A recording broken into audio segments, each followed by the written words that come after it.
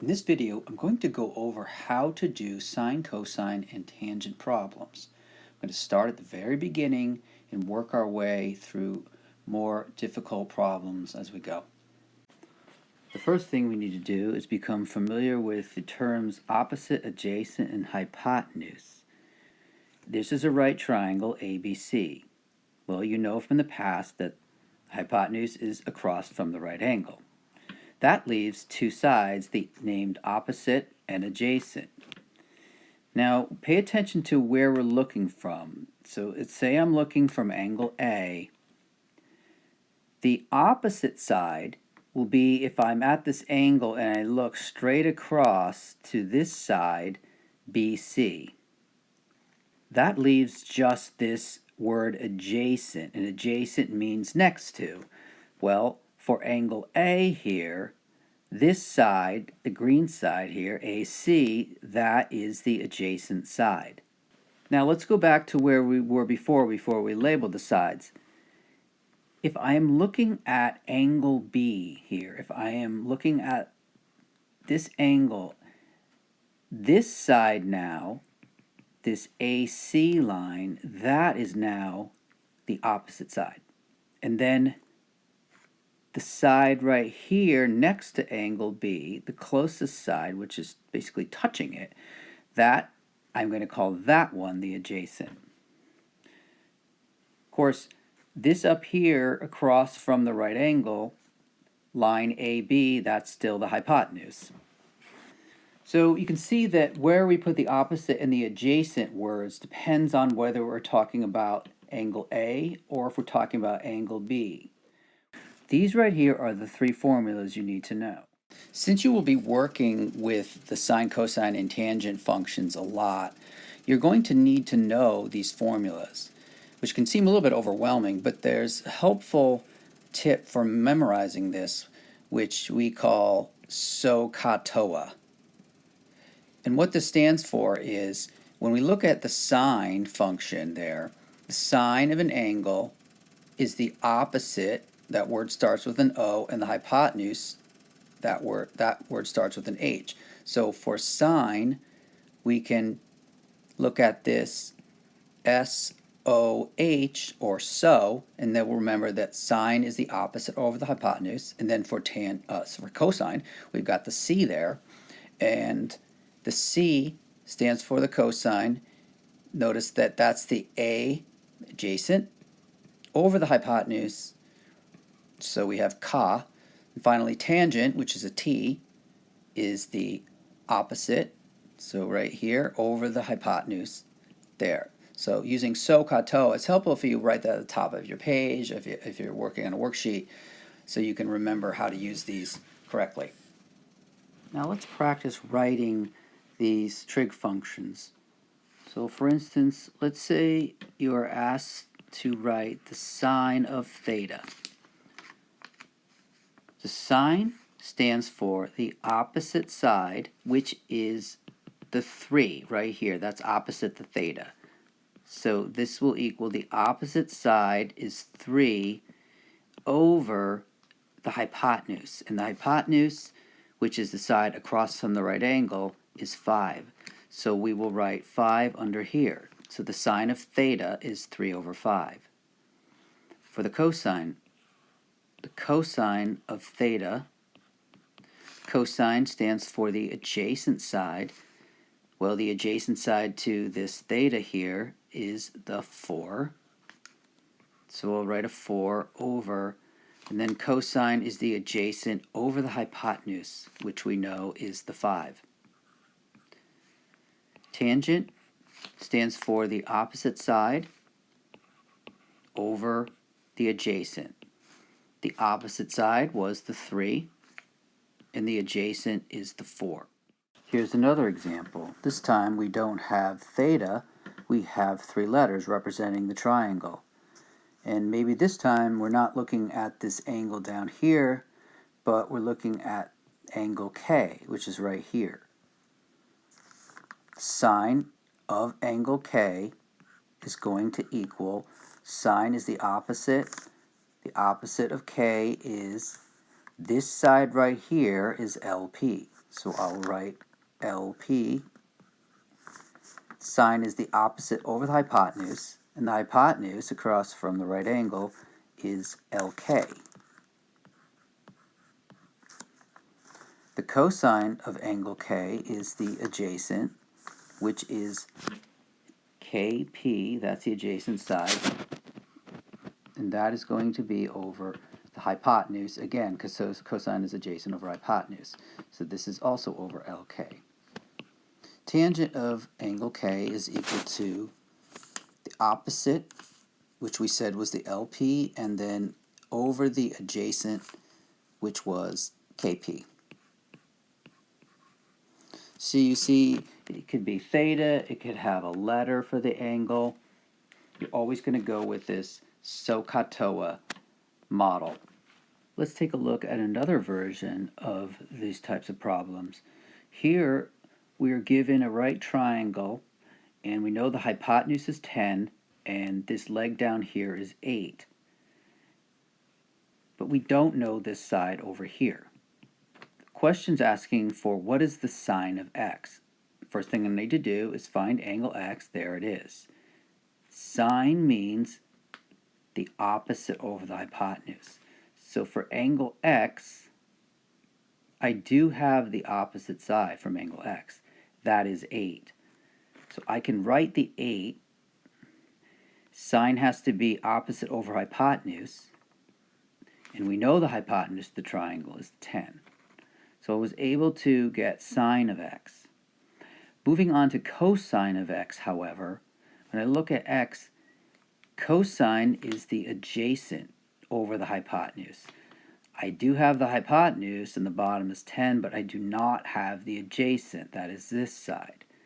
What I'm going to need to do then is use the Pythagorean theorem. Just if you recall, that is when we have a triangle, we can call this side A and we can call this side B. It doesn't matter which is A and which is B, but the hypotenuse we're always going to say is C. Then the formula for this, A squared plus B squared will equal C squared. For our triangle here, we know that C is 10. 10 squared is the 100. We have the 8 in the position of the B, so we can write this as 8 squared, which is 64. And we are looking for this side right here, which is side A. So I'm going to do A squared plus 64 is 100. We subtract 64. You'll get A squared is equal to 36. And square rooting both sides, you get A is 6. Now we do know that this side is 6. We can do the full cosine function because cosine again is the adjacent, which is the 6. Now last, the tangent of angle x. Tangent is the opposite side. The opposite of angle x was the 8. Tangent is then the bottom number is the A, which is the adjacent, which we just found as 6. Another variation of these types of problems is if they gave you a picture of the right triangle there and they told you that the cosine of angle B is 3 over 5. And they want you to find the sine of angle B, and they want you to find the tangent of angle B. The first thing you want to do is realize that since you have cosine, cosine is the adjacent over the hypotenuse. So the adjacent will be a 3, and the hypotenuse will be a 5. Since we're talking about angle B, we find angle B right here, and the cosine is the adjacent. 3 is the adjacent, and for angle B, this side here is the adjacent. I'll put a 3.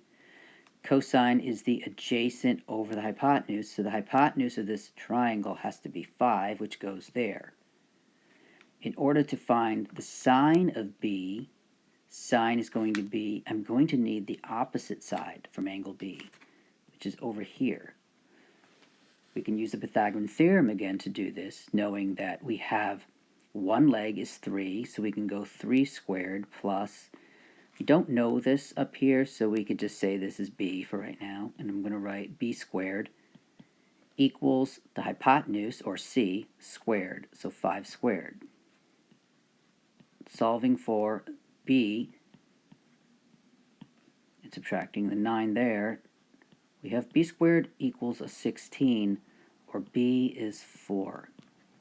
Now that I know that b is 4, I can put that there, and I can fill out the rest of my trig functions. So for sine of b, right here b, sine is the opposite, 4 over the hypotenuse, which is 5. And then the tangent for angle b is the opposite, so the 4 over the adjacent, which is the 3. Here's an example of how we can use trigonometry to find side lengths of a right triangle. The question asks us to find the length of side BC. We need to take a look at what we have. We have an angle, 53 degrees. Of course, this has to be a right triangle to even do any of these problems. And we have this side AC right here.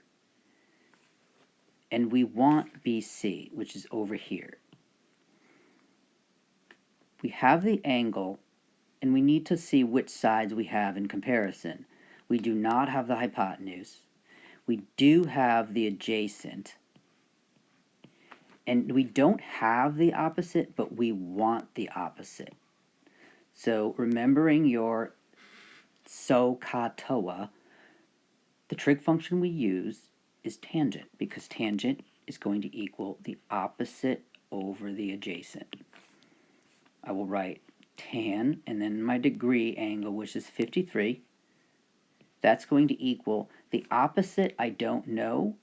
I can put BC over, now the adjacent I do know, that's 12. Take the tan 53, you type that into your calculator, make sure you're in degree mode. You should get 1.3270. Try to go to the 10,000ths place. That is what tan 53 comes out to. That is going to equal whatever BC is over 12. Using the butterfly method here, I like to put this over 1. We will multiply this numerator times that denominator, 1.3270, multiply times that 12. It's going to get you about 15.9. 1 times BC, well, that's just BC. So this will equal BC. We now have the answer for the length of BC. It is 15.9.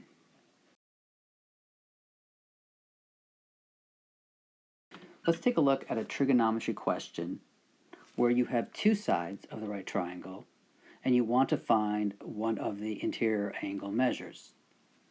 Here, we don't know angle X, but we do know the opposite side from angle X, which is the 14.5, and then we know that the hypotenuse is 19. Since we are dealing with opposite and hypotenuse, we're using sine.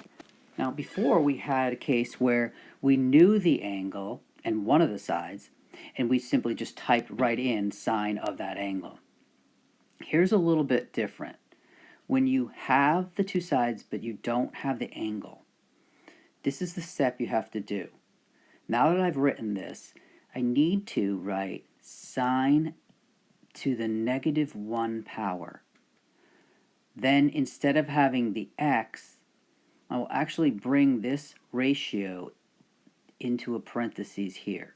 So in parentheses, it'll be 14.5 over 19. End the parentheses. Now you write equals, and that angle x that was there, we're going to put it on the other side of the equal sign. So this is said to be sine -1, 14.5 over 19 equals x. On your calculator, depending on what you have, often you'll hit a button first that says second, or some calculators have this arrow this way and this way. One of these is probably what you're going to have on your calculator. You hit that, and then you hit the little tab that says sine. And you should have something show up on the screen to the effect of sine -1, and it will usually give you the first parentheses.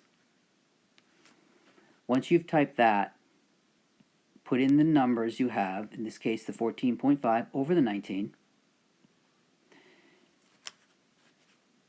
When I hit that, I get 49.743, depending on what the teacher asks for. Often with angles, we do go to either the 10th or the 100th place. Right now, I'll just go to the 10th place.